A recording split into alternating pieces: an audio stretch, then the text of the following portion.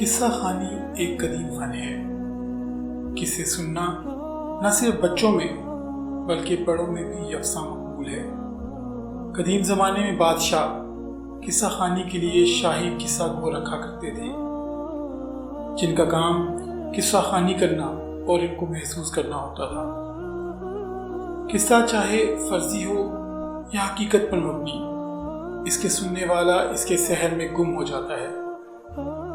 قصہ خوانی چینل کا مقصد آپ کو تفریح فراہم کرنا ہے۔